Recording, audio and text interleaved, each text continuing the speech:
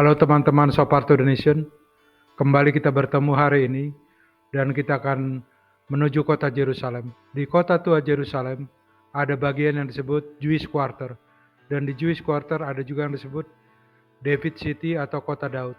Dan di kota Daud tersebut kita akan menemukan makam Raja Daud. Makam Raja Daud masih menjadi tempat yang ramai dikunjungi baik orang-orang Yahudi maupun orang-orang Kristen dari seluruh dunia sampai hari ini. Kota Daud tersebut bisa kita temukan dalam Alkitab di mana Raja Daud dimakamkan.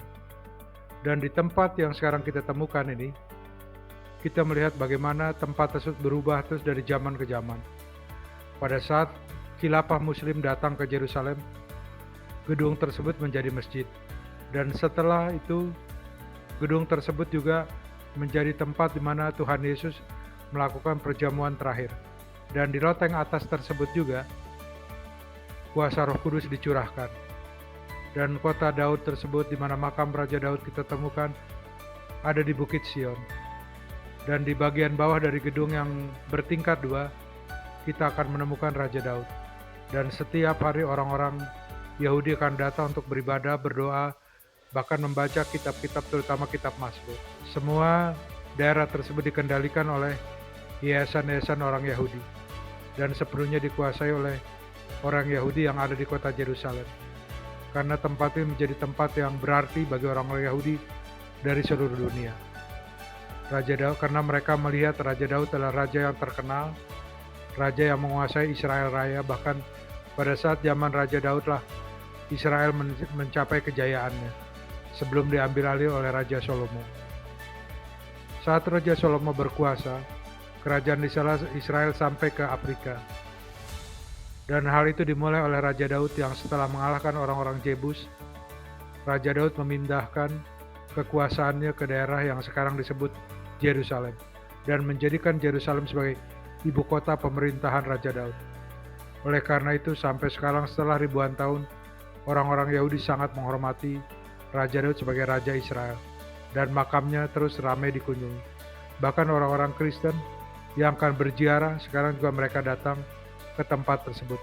Karena di makam Raja Daud tersebut juga lah kuasa Roh Kudus dicurahkan sebagaimana yang kita bisa bacakan dalam Kisah Rasul. Dan terlebih dari itu, saat orang-orang Muslim dari seluruh dunia setelah mereka berkunjung ke Masjid Al-Aqsa yang ada di Gunung Moria atau di tempat Bait Suci dulu dibangun, juga mereka datang melihat ke makam yang disebut Nabi Daud bagi mereka. Dan di tempat ini juga kalau kita melewati kota Yerusalem, kita akan melihat ada sisa-sisa peluru dari perang tahun 67 pada saat daerah tersebut dikuasai oleh tentara Yordania dan kemudian tentara Israel mengambil alih setelah mengalahkan orang Yordania. Dan kita masih bisa melihat sebagian dari tanda-tanda atau bekas peluru di tembok-tembok di sekitar jalan di sekitar makam Raja Daud. Bahkan di depan makam Raja Daud kita juga bisa melihat ada harpa atau alat musik yang dimainkan oleh Raja Daud semasa hidupnya. Itu menjadi hal yang indah bagi orang-orang Israel sampai saat ini. Bahkan dari seluruh dunia, saat mereka sudah berdoa di tembok ratapan atau di bagian barat dari tembok ratapan, mereka akan berkunjung ke tempat ini. Terima kasih, Tuhan memberkati. Dan kita akan bertemu di tayangan berikutnya. Amin.